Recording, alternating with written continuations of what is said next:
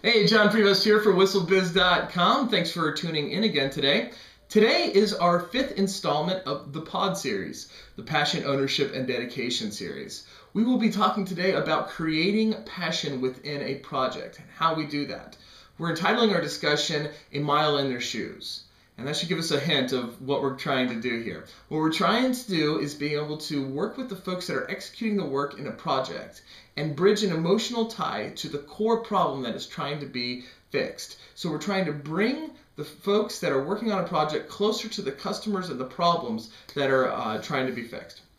Hopefully dead are the days where somebody receives a 400-page spec on their desk and they're expected to have the perfect problem solved and project completed within 9 months or whatever. And then just magically it happens. It never happens unless it's magic.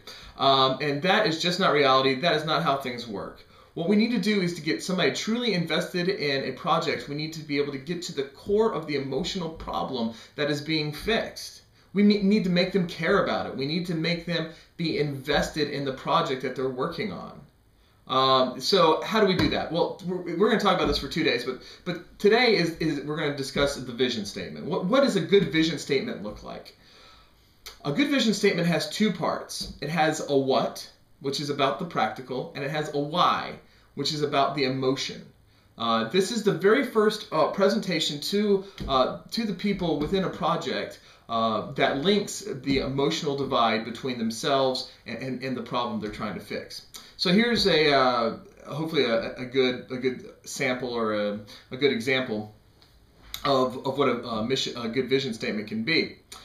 We are designing and implementing an ad campaign for St. Mark's Cancer Research Hospital, so they can have more beds filled, so more people are being treated. So what we've done is we said, number 1, here's the practical. We are designing and implementing an ad campaign.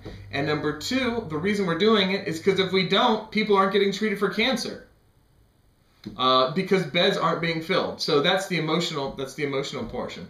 Another one would be we're designing an invoice system for Santa Clara County so they would stop drowning in paperwork and stop being so miserable. So we're identifying them not suffering anymore with the practical work of what we are doing.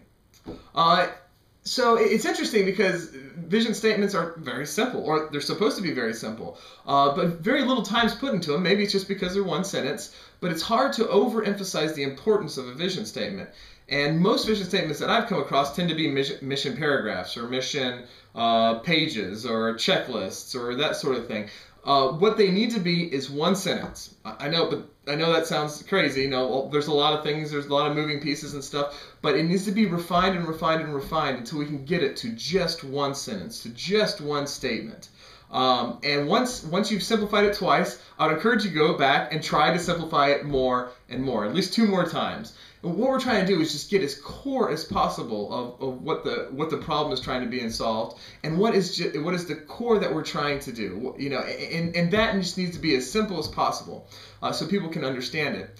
A good litmus test to see if this is actually taking place within your organization consistently or at all is to ask somebody that's working on a project what they're working on and why they're working on it. And if they can't answer that, well, you probably have a problem with the mission statement. If they don't sound emotional when they tell you, then you might have a mission statement, but it's not being executed well, or it hadn't been put together well. It hasn't gotten to the core of the emotional bind of that mission statement. So hopefully that's a good litmus test for identifying if that's happening within your organization. This is something that can be, if there's a PMO in place, a project management office in place, this is a place that discipline can be put in to make sure it's being consistently translated across the organization. And that's it for today. So please let me know how that goes, and keep your comments and emails coming. They're much appreciated. Have a wonderful day. Thanks so much. Bye.